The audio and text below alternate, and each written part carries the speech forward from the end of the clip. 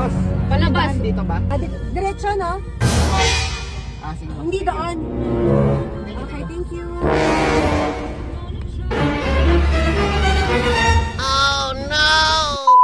So ayan mga kasingle, for today's video, bumiyahe tayo patungong Doña Remedios Trinidad sa Bulacan para dayuhin ang isang nagtitrending na lugar kung saan makakapag-relax ka at makakapag-unwind with nature. Medyo challenging lang ang daan pagpunta dito kasi may mga parts sa sementadong kalsada na lubak-lubak na dahil daanan ito ng mga malalaking cargo truck.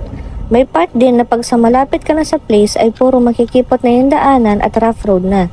Isa pa sa nagpahirap ay yung kawalan ng internet kaya nagkaligaw-ligaw din kami ng pauwi na. Kaya dapat bago pa lang kayo umalis make sure nyo na ipina ninyo sa Google Map yung location para din na kayo maligaw. At sa lagay ng kalsada, medyo mahihirapan din ang mga maliliit na sasakyan dahil may part dito na malalim ang lubak at may matarik na paakyat. Pero lahat ng hirap sa biyahe ay napawi nung makarating na kami sa aming destinasyon. And eto nga pala yung destination namin ngayon, ang Mount Ellis Campground and Cabins DRT Bulacan. May mga construction ongoing pa sila sa bandang unahan pero sa loob ay sobrang ayos na dito. Napakaayos ng landscaping nila, punong-puno ng mga halaman at may paduyan pa na pwedeng tambayan habang nakatitig sa magandang view ng mga bundok. At sa baba ay ma-amaze ka din sa parang hanging wooden bridge na may 360-degree view ng nature. Ayan tingnan nyo naman, green na green ang buong paligid at super relaxing.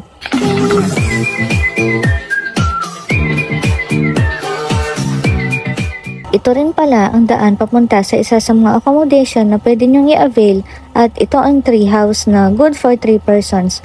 May isang double deck siya na isa sa baba at dalawa sa taas and fun room pala ito at may mini tables and chairs na din sa loob. At meron na din siyang bench sa may labas if ever gusto niyong tumambay at magkwentuhan habang pinagmamasdan ang nature. And sa baba ng treehouse, meron din spot dito kung saan pwede kang maglagay ng duyan at doon mag-chill-chill. Tapos sa baba din pala yung mga lababo para if gusto niyo maghilamos or mag-toothbrush ay pwedeng-pwede. So ayan, may pa-mirror na din sila dyan. Tapos sa kabila naman andun yung dalawang toilet na super linis na may tsinelas at ang pinaka-social dito ay may bidet na din. Kaya di na kailangan ng tabo-tabo. Tapos may dalawang shower room din sila kaya sure na hindi kayo mag-aagawan kung sino ang unang maliligo. Tapos sa may bandang baba na naman ay may isa pa ulit silang accommodation. Medyo steep nga lang yung hagdan paakyat at pababa dito and para sa akin hindi siya ganun ka-recommendable sa mabilis mapagod or sa may mga kasama na senior citizen na. Super nice din ang view dito and ito pala yung cabin house nila. Ayan, may pa-free use of sleepers na din sila and yung pinto nila is mirror shot ready na din. O diba yan, pak, aura! And itong cabin na ito pala ay good for 3 persons din. Pero mas advisable if dalawang packs lang if mas gusto nyong maging komportable. May isang upuan na din palang provided dito sa baba ng tulugan at may sarili na din pala siyang toilet and shower sa loob kaya di mo na kailangan lumabas pa if ever tatawagan ka ng kalikasan. So ayan yung itsura ng bed sa taas tapos may electric fan na din siya at ayan yung view. O diba? Ang gara. Ayan, selfie muna tayo. Sana all. And ayan, suot ko nga pala yung official shirt ng Lakotserang Single. So yung may mga gustong mag-avail, send message lang po. So ayan, tara punta naman tayo sa bandang baba at ipapakita ko sa inyo yung kitchen ng cabin house. So dito pala sa Mount Ellis Cabin and Campground, provided na nila yung mga lutuan. Kaya pwedeng-pwede kayong magluto ng kahit anong food na gusto nyo free of charge. Kasama na yon sa babayaran yung overnight rate. So ayan, may mga paduyan pa sila na pwedeng kayong mag-swing-swing habang inaantay mong lumambot yung nilagang baka na niluluto mo. So ayan, tara balik naman tayo ulit sa taas para maipakita ko sa inyo itong big kubo kung saan pwede kayong magsalo-salo, tumambay, mag-inom. And ayan, pet friendly din pala itong place na ito kaya pwedeng-pwede nyo dalhin ang inyong mga fur baby. Ayan, so sa tabi pala ng big kubo, andito yung dalawang family room. Ayan, provided din dito yung mga tsinelas and bawat kwarto pwede mag-accommodate ng 3 to 4 persons. Ayan, fun room din pala yung mga ito katulad ng tree house at cabin house.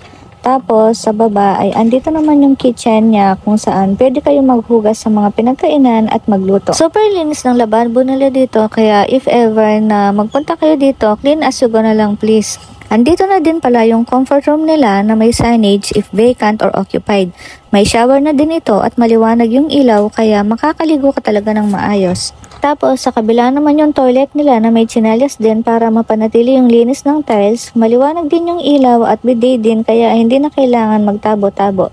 So ayan, tapos na tayo sa CR check and kitchen check kaya balik na tayo sa taas. Super nice talaga yung view dito at may mga tables and chairs din sa labas na pwedeng tambayan. So ayan, at dahil napagod tayo sa pag-room check, magmerienda muna tayo. May spaghetti, pansit gisado, turon at Shanghai pala kaming baon.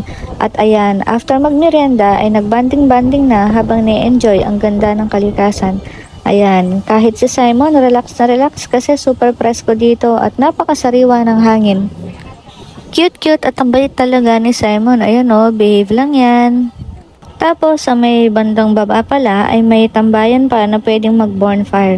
At magandang spot ito kung gusto mong mag-sunset viewing. Ayan o, napakaganda ng view.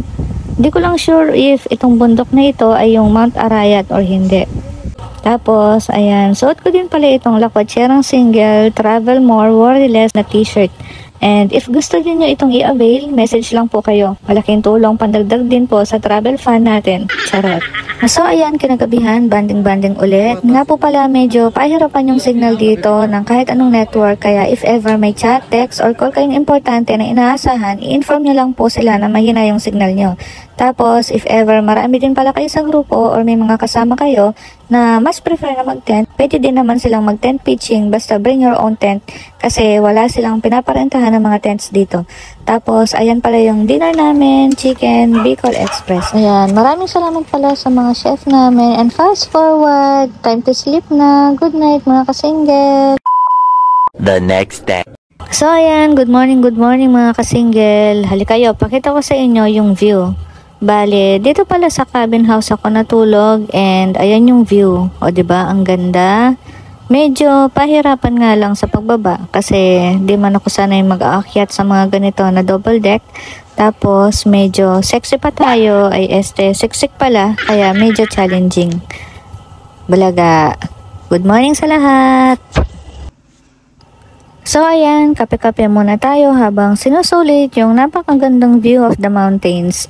Napaka-relaxing talaga dito habang hinihigop yung mainit na kape. And habang inaantay palang maluto yung breakfast ay nag-chill-chill muna din ako dito sa may duyan. Sarap ng buhay sana if lagi na lang ganito. Relax, peace of mind. Ayan, super ganda talaga dito, super nice, nakaka-relax talaga. And ayan, after ilang minutes, breakfast is served na and super sarap talagang kumain, lalo na pag ganito yung view, oh. Ang ganda. So ayan, thank you so much Lord sa time na to na nakapag-relax ulit. So ayan, after mag-breakfast, nag-pictorial lang ng kaunti, tapos nag-prepare na din kami para umuwi. Kaya if ever sa mga gusto din na mag-relax kasama ang barkada or buong pamilya, message lang kayo sa Mount Elise Campground and Cabins para sa mga rates at iba pang mga info. Iko-comment ko yung link ng FB page nila kaya check nyo na lang doon. Maraming salamat mga single sa panonood.